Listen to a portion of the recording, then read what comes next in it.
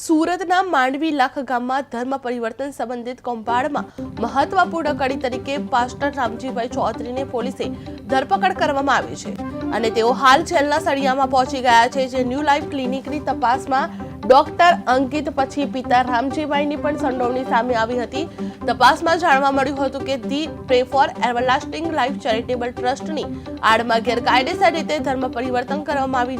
રહ્યું છે, જેમાં ફરિયાદી મહિલા અને તેમના પરિવાર પર ધર્મ બદલવા માટે દબાણ અને જાનથી મારી નાખવાની ધમકી આપવામાં આવી હતી।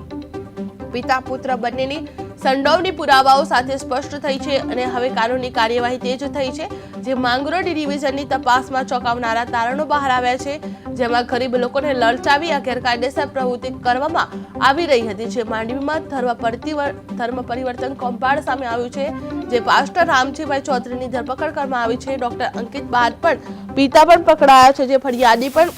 દબાણ અને ધમકીના ખુલાસો કરવામાં આવ્યો છે, જે ટ્રસ્ટની આડમાં ગેરકાયદેસર પ્રવૃત્તિઓ ચાલતી હતી તે ઝડપી પાડવામાં આવી છે। પીડિતા જે ડૉક્ટર છે અંકિત ચૌધરી એમના સંપર્કમાં આવેલા અને ત્યારબાદ અંકિત ચૌધરીએ 2 વર્ષના સમયગાળા સુધી એ બહેનનું લગ્નની લાલચ આપી અને શારીરિક શોષણ કરેલું એ બાબતનો ગુનો દાખલ થયેલો, જેમાં આરોપીની વિરુદ્ધમાં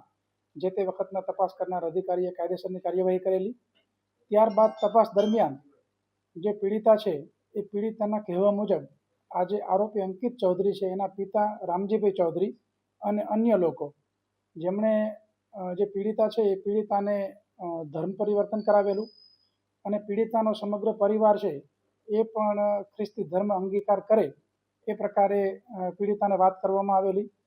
ત્યારબાદ આ બાબતની ગંભીરતા સમજી આ ગુનાની જે તપાસ છે એ તપાસ જે તે વખતે માંગરોળના ડીવાયએસપી શ્રી બીકે વનાર એમને સોંપવામાં આવેલી।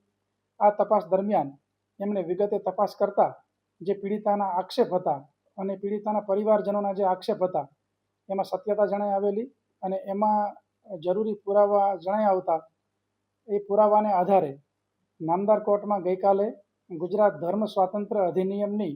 જે સંલગ્ન કલમો છે એ કલમો ઉમેરવાનો રિપોર્ટ કરવામાં આવેલો છે અને ધર્મ પરિવર્તનનું જે ગેરકાયદેસર રીતે કૃત્ય કરેલું છે એ બાબતે એના જે મુખ્ય આરોપી છે રામજીભાઈ ચૌધરી જે લાખ ગામના રહેવાસી છે અને પીપલવાડા મુખ્ય શાળાના પ્રિન્સિપાલ છે, એમની ધરપકડ કરવામાં આવેલી છે। આજે નામદાર કોર્ટમાં રજૂ કરી જે યોગ્ય મુદ્દાઓ જે અન્ય તપાસવાના બાકી છે એ મુદ્દાને ધ્યાને રાખી નામદાર કોર્ટમાં એમને રિમાન્ડ માટે આજરોજ તજવીજ કરવામાં આવશે।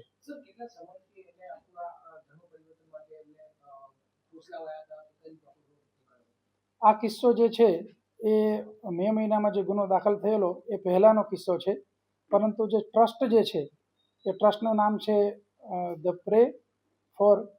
Everlasting life charitable trust. આ ચેરિટેબલ ટ્રસ્ટ 2014માં નોંધાયેલું છે અને ત્યારબાદ આ ટ્રસ્ટના જે મેમ્બર અને પ્રમુખ છે એમાં તમામના વ્યક્તિગત રોલ બાબતે તપાસ કરવામાં આવશે અને અગાઉ આ પ્રકારનું કોઈ કૃત્ય કરવામાં આવેલું છે કે કેમ એ બાબતની પણ તપાસ કરવામાં આવશે